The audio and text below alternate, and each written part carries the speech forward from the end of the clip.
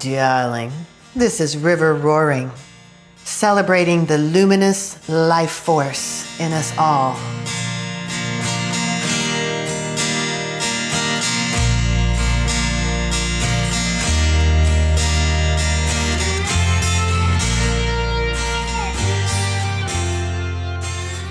Hello, darling. This episode is True Sexual Bliss is reserved for the courageous. Feeling the feels is hard. Almost everyone I end up talking to about sexuality is really interested in finding the highest level of sexual sovereignty and sexual bliss in their lives that's possible.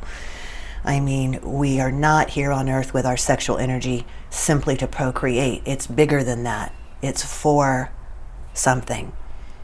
And most people want to feel all the bliss of sexual possibilities for them that are possible for them. And at the same time, most people I meet don't want to feel all the harder feelings that are there in life. And unfortunately, sexual bliss, true sexual bliss, is actually reserved for the most courageous. The people who are willing to feel all the feels. I mean, all the feels. Expanding and broadening my range of human experience on both ends. Both on the pleasure end and also expanding my ability to be present in the painful end. Pleasure and pain. So when we avoid the pain, we usually unconsciously and accidentally cut off the pleasure. So the more we seek to be simply comfortable in life and avoid pain and discomfort, we are actually blocking sexual bliss. It's a very interesting paradox. So I have a lot of compassion for that because I have been on my own personal journey from age 0 through now, 50 plus years, going toward 60. And that's a lot of years that I've been on this path itself, this specific path.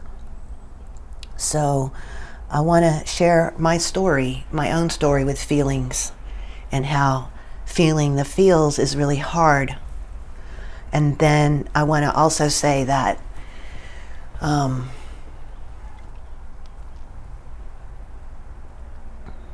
because our sexual bliss is actually pivoting and we have as much access to bliss as we do to discomfort, this is a very exciting opportunity to be open to expanding in all directions. And be open to feeling more pain, the emotional pain of life, and also the more high-level blissful emotions of life. So I know a lot of people, and I'm the same way, that will avoid going into love relationships because of the pain of losing the love relationship. And so I get that, and these emotional pains can lodge in our bodies as trauma. It's very, it takes a lot of courage to go, quote unquote, deal with my shit, or find all of the patterns inside myself that no longer serve me, that I brought forward from the past. Those are going to be the biggest pain points. And once we clear the past pain points that we're still holding on to, then we get to deal with the present life pain points. And I'm here to say that the more I've been willing to feel all of the aspects of life emotionally, from the highest to the lowest, the more I've felt the lows and be willing to be present there, the higher bliss I've attained in sexual bliss. And I'm focusing on sexual bliss, but it goes for all bliss. Just being so high, walking around on earth in so much full bliss is actually dependent on, are you willing to stay present for the pain and to, quote unquote, look at your shit? So I do want to tell my own story, at least briefly. I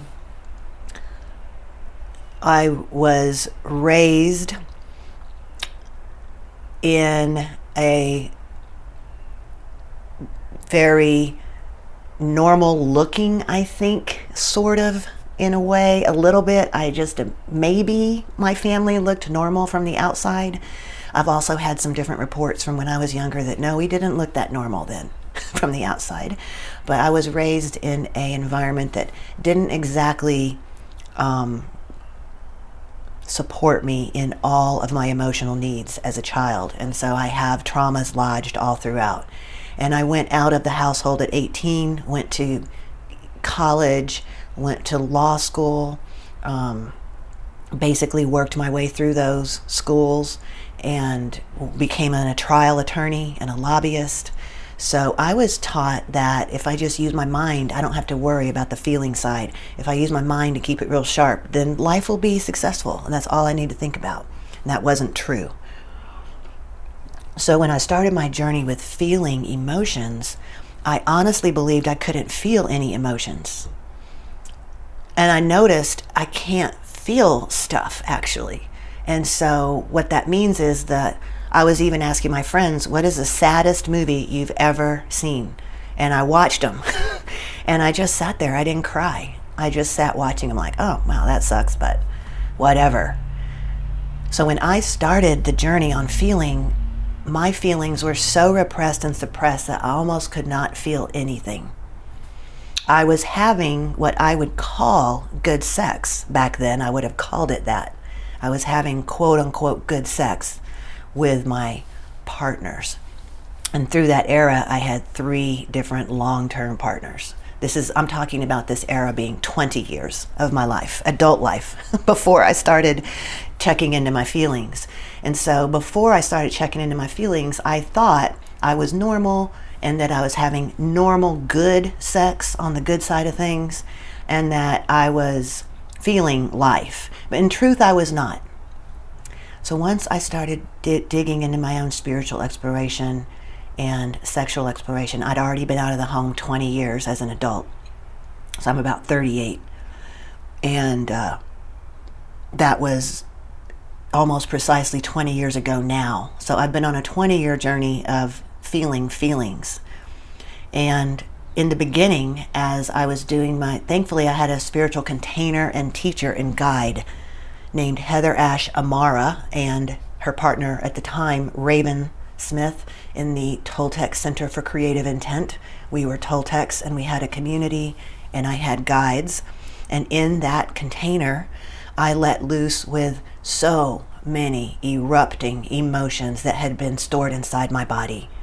I mean, the kind of thing where you're just screaming or yelling, or you're a puddle crying and slobber and drools all over the place and boogers, like really, really letting out all of these really heavy, huge emotions that had been stored all these years. Almost 40 years inside my body, I'd been storing, not really feeling, not reacting, for whatever reasons of how I was grown up. It wasn't encouraged for us to emote in the household. And yet we had some very insane emotions going on in the household, but we weren't really able to talk about those and process them together. Even though my parents were doing their very best and they were very loving and doing their best. And I appreciate and love my parents for what they did to raise me. And at the same time, all of that is true. And the emotional needs were not really being met. And that's why I wear glasses today. When I was 8 years old, I saw some pretty tragic stuff unfold in front of my eyes. And I went to school, I couldn't see the chalkboard. And the teacher goes, well, go ahead and get assessed. And I got glasses put on my face when I was 8 years old, which were not necessary for my eyes. My eyes were not focusing because I was unable to fully see the emotional, horrific things in front of me and take them in and process them and be supported and integrate them. So I just have a tiny spot to say, when little kids need eyeglasses, that's not the answer. The answer is there's an emotional situation that they're not able to fully see and integrate and be supported in. That's what happened to me, so glasses were the fix, and I'll tell that story more in another time. So here I am in my, really heading into my early 40s, finally feeling things for the very first time. and feeling emotional release from all the past that's lodged in my body, which we call trauma, and having a container where I could release them in a safe ritual container. And so at first they were sort of relatively violent eruptions as they came out of my body, all these negative and hard feelings and sad and angry. So at first there were eruptions, and it was not easy. And it was embarrassing to be seen falling apart. But that's part of it. That's an uncomfortable feeling, isn't it? Embarrassment. That's something I had to say, well, that's how it is. I'm going to feel that too. And with those explosions and releases that happened over actually more like a 5-year period, I was also able to, once a big release of emotion cleared my body that was negative emotion, like a resting period, and then I would wake up and I would feel so light and expansive and so happy, like happy at a deep, deep level. Like I am happy. I didn't know what this felt like before, but now I know what it feels like. I'm happy, like really, really happy. The cells of my body are happy. I had never known what that felt like before I released the negative and hard emotions that I was carrying all those years. Of course, I'm still in a process of releasing them. Fast forward, and just because this is still about my youth, my mother passed away last year, not quite a year ago, and after that happened, I have had a sequence of memories about my youth with my mom that are very painful and very uncomfortable. And what I interpret that to mean is I wasn't even able to access those deep emotions until after she had left this earth plane and moved into a higher plane, where we thankfully have a very beautiful relationship, and she's accepting of me. And then I think inside my body it felt safe enough then to actually remember some of the more specific things that happened when I was growing up. So even here I am charging toward 6-0 on the Gregorian calendar here, and still life events are opening to show me more of the emotions from my childhood that I still yet had not processed. And I got to go and feel the pain fully, the deep, deep pain of being in a crib, baby crib, and starting to understand that no one was coming to the crib, and what a baby thought was ever, and that I'm on my own here in this crib. There is no one coming to be emotionally supportive. And that was a very, very painful set of time for me. And more recently in my life, I've been willing to go into meditation and imagine that that is me and feel that pain.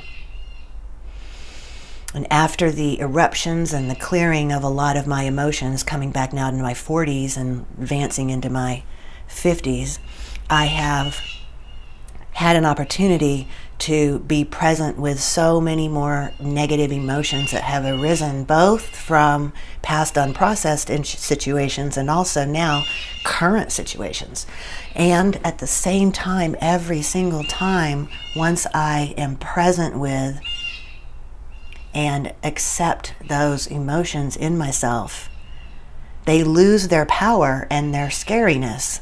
And I noticed that another layer of expansion and even more lightness and happiness than I even thought was possible before. So every time I go through these difficult iterations of pain, I am able to feel more bliss after that. And so once I processed all these old ones, I started entering into more exciting romantic relationships and more sexual charge. I started going toward only relationships that pretty much drove me crazy with sexual desire. And as I achieved those higher levels of bliss, the easy, short version of this story is that I would be with a partner, we would be in so much bliss together, and then perhaps after years, it wasn't working so well anymore. It wasn't so compatible anymore in my eyes. And I have chosen in my life several times to leave beautiful, loving relationships because they just weren't fitting together anymore. I felt like I was not able to grow further in that relationship, and similarly, I was holding them back from growing where they want to grow in the relationship, and we would end a relationship, and guess what? I can remember especially one of those that I felt so much pain. So much pain. That went on and on and on because I had stories around it that I had to process and heal. I had a lot of false beliefs around it that I had to confront one at a time and go, you're false, you're not true, like I'll be alone forever, I've been abandoned, this other person is mean. These are stories that are not helpful, and they're tied in with hard emotions to feel. And to heal all this pain and be willing to be present with it is to fully feel it. And then I start asking my own inner guidance and soul, and you could call it divine or God, what is the message for me in this pain? What is it that this pain is for? What is it teaching me? Why is it happening to me now for me? Why is it here for my benefit that I'm curled up in a fetal position in my bed and I can't get out for like 2 days? Why is that a message for me? What am I supposed to learn in this? And be with all of it. And be curious even as it unfolds. What is this trying to tell me? There's always a message in pain. In fact, my spiritual teachings say we would not learn anything on earth without pain. We'd just be following bliss all the time. We wouldn't stop to learn and grow. We have to grow through pain on earth for some reason. So the pain of the loss of relationships, the pain of fighting and arguing when you're in love with someone is a lot of pain. But I decided I'm going to show up authentic every day the best I can. And sometimes there was a lot of pain in those days and in those breakups from different partners. And I was willing to feel that pain, and I was courageous enough to say, even though we could stay together, both of us in these quiet levels of pain, this is not authentic to me or them. And I have the courage to say, I'm imagining this is going to be very painful, but I believe we need to transition away from this relationship we're in. And sometimes they said it to me, not me saying it. And it's like, okay, that hurts, ouch. And I'll feel all of it because it's here in front of me. And I know there's more bliss on the other side if I allow this pain in. And as time has moved forward for me, I've had a couple of, I'll say one other really difficult level of pain that I'm actually currently unfolding. And now in my life, I've felt a lot of the things. I'm not shutting out any of the pain in any direction. I don't want to add to it with stories and draw it out. The emotion itself doesn't have a story. It's a feeling in my body that wants to move. So part of processing the pain is to try to understand what my mind is saying in story and realize all of those are false.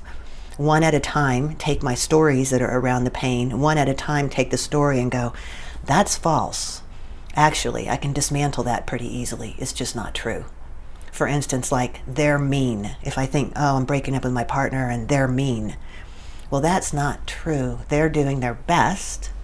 And sometimes there are things they've done have hurt me, but they're not mean. So I take every story that's tied up with the painful emotions and just look at them and acknowledge they're false. They're not true. Because I want to, when I say be present with the pain, I am not talking about those stories. That will just cycle the pain and it will not allow it to resolve when we let our mind come in. So part of processing pain for me is letting go and sorting through those stories and letting them go. They're all false. Those negative sentences in my head, around the pain. They're protective. They're trying to blame the other person, defend my own turf, and protect me from further hurt. But instead, they push others away. So part of processing pain is identify all the sentences in my head or stories that are going along with this pain and dismantle them. And then just be with the physical aching in my body and let it be, and start asking, what is the higher calling here? Why am I feeling all this pain on my spiritual path? What am I supposed to learn? The current issues for me that are the most painful and most difficult are listening to ways I have harmed and hurt other people without reacting and getting defensive or protective of myself or going into my own stories, but simply to listen and believe their story fully. That is very painful for me. It was painful for me to first just admit that I'm still harming people a lot. Even though I've done all this spiritual work, all this stuff, I still harm people, not that infrequently. And I'm working on a process of going back around to listen. It's a listening tour. Listening to the harm I've caused others and the pain that I've caused into others, at least that they feel I have, and that I did actions and it hurt them. I'm talking emotionally.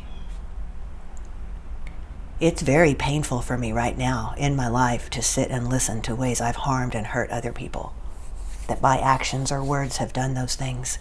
That's very, very painful for me right now. And I am on a mission. Maybe it isn't all happening in one day, but it's a mission to explore and hear the stories of everyone I've harmed. Of course, there are a few people in that line there. I won't be able to access every one of them. Some of them are from my past. They might not want to talk to me. And yet I can sit with that relationship in my own meditation and look at how I probably did harm them and ask for forgiveness from them in my own meditation, so I can process it myself if I can't access the person.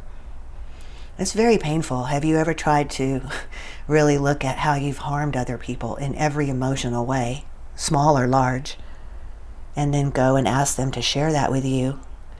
And afterward, instead of defending or protecting yourself, just ask for forgiveness and stay soft and compassionate with them. I find that to be pretty painful. The painful part is, wow, I really am a harmful person. Like, wow, I'm really not always helpful to everyone around me. Wow, what does that mean about me?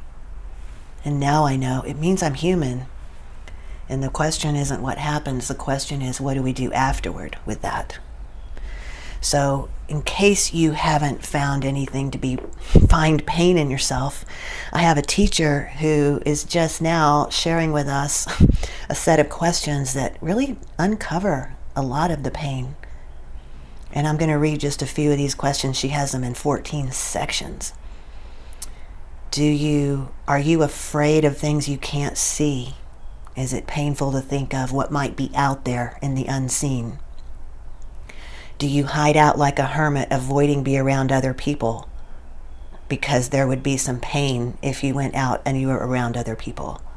Is there some pain there that you're not yet feeling and being present with? Were you told to stop being so sensitive as a child? Or did you ever witness another person or animal or other being harmed and felt powerless to stop the perpetrator or help them? Do you ever hold back any of your emotions, even negative or positive? Because as I'm saying here, they are linked. Do you still believe that seeing is believing and have similar other doubts about your higher level of your soul? Do you experience a lot of self-judgment or negative self-talk? That's just inflicting pain on yourself daily. If you're doing that, I still do it a little bit. I catch myself. It's painful to go, wow, I'm the one stabbing myself. Do you avoid or resist doing things that would help you open to more feeling? Even if you do want to open to more feeling, are you kind of avoidant of going all the way in? Are you uncomfortable with physical affection in an intimate relationship? Have you felt emotionally unavailable in a relationship? Do others think you're cold or tough? Do you have to protect yourself when you feel like you're about to get hurt emotionally by somebody? Do you struggle to easily feel compassion for other creatures and beings on the planet? Do you easily kill pests, such as insects or quote-unquote weeds, and take life like that, easily? Do you remember a time when you felt like crying, but you didn't allow yourself to express that emotion?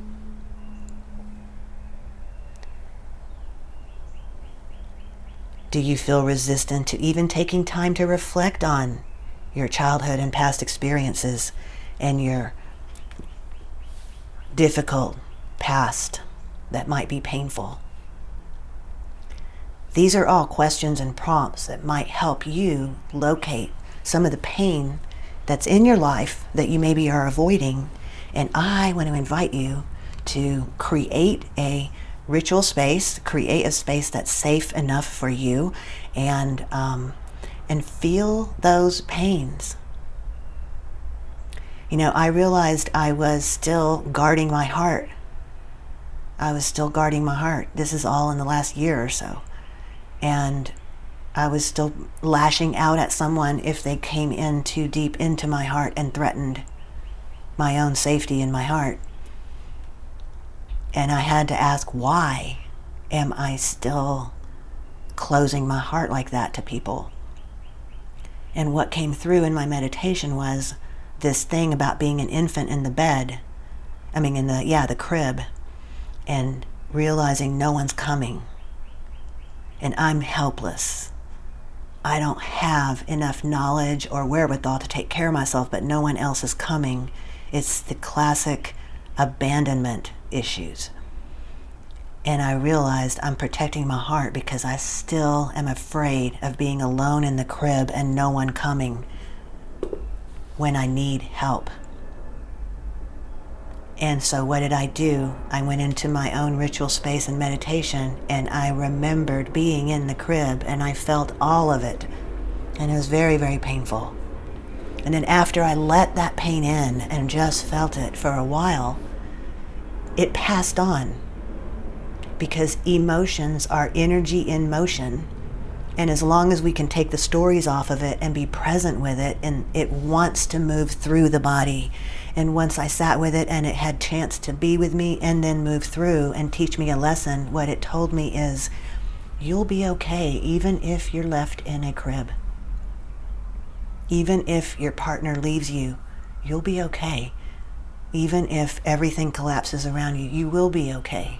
And I know that at this deeper level, and I'm able now to go into those same exact situations where I would shut my heart down in the past and keep my heart open. So now let's bring all of this to sex and the bedroom. The deepest sexual bliss will be when you or I are able to unite, the deepest sexual bliss with another, okay? Because we can all achieve and cultivate our sexual energy solo to the highest levels, and that can be a very beautiful life journey and spiritual journey all by itself. Solo cultivation of sexual energy is a very legitimate path. And if you choose to what we call dual cultivate, or if you choose to be with a partner and sexually express yourself, the highest levels of bliss are going to be when you let all your guards down, and you're fully 100% at all of your multidimensional levels, unite with them. And they do the same. They let all their guards down and unite in a divine, feminine, masculine, sexual energy exchange, even if you don't have necessarily male-female bodies. So how could you possibly reach that level of a sexual bliss with a partner and let all of your guards down in order to unite heart to heart fully if you're still protecting from some pain here and there. You see what I'm saying here? It's just simply not possible to reach these high levels of sexual bliss when deep down we fear and avoid some pain because we can't show up all the way. We're protecting, we're hiding. I'm not saying that I haven't done this. I'm saying I have done this. And I'm saying that as I peel over the pain and am present with it, let it dismantle the stories, let the physical pain just have my body and pass through it, and then ask the question, what am I supposed to learn here? Every single time I have received a message, I am supposed to learn from my higher self, from my guides, from my soul, from God. And every time I've done that, there's been higher levels of bliss on the other side. So I'm inviting you now to consider your own situation. Do you want more highs in life? I'm focusing on sexual bliss because that's my specialty. But it includes all other types of bliss walking around the world, even if you're not necessarily sexually aroused. All the bliss. Are you ready for the bliss? Are you courageous enough to be present with every single amount of pain that is in your life and has been in your life? And feel it. And stop making stories about it. Just feel it and learn from it. Because that's the path to deep sexual bliss. And I don't see very many other sexual teachers talking about the pain that is a necessary companion to the high levels of bliss. So I see this in myself, I see it in clients. I'm talking to clients and I can see that they're just focused on comfort and avoiding all the pain. This can also include prescriptions. There are, I think most adults in the US now, are on some psychotropic prescription drugs, which are literally chemically designed to dull the pain. So that might be a layer that you're dealing with now, that now you've actually started to take chemicals to stop the pain and discomfort. And that's fine. You can live your whole life that way. That's not I'm not judging that. I'm just saying if you want higher levels of bliss, they're reserved for the courageous. Someone who's ready to feel all the feels, including the really, really hard ones. And I also want to end by saying, get support and guidance. So there are teachers, there are healers, more every day out there who want to help you and assist you and guide you through this journey of feeling your pain. Remember when I shared that in the first 5 years I was uncovering all this stuff from my childhood and it was really violent eruptions of pain. I had guidance and I had a container and I had teachers I could trust. So I highly encourage you, if you choose to find more bliss in your life and you're one of the courageous who's ready to feel all the feels, I highly recommend finding a guide, a mentor. And I personally have had, it feels like hundreds of teachers, but it's at least dozens of teachers. And I've had a lot of support in my life to be where I am today. A lot of support. And I've had to learn how to ask for that since I was raised as a solo artist in that crib. So I want to end with, this is very, very possible for you.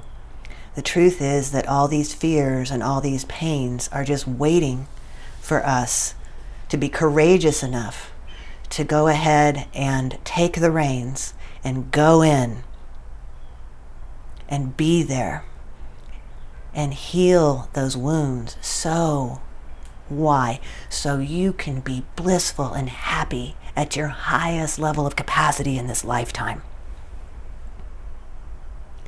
So I'm on earth to support those who are called to bring maximum love and light into their lives.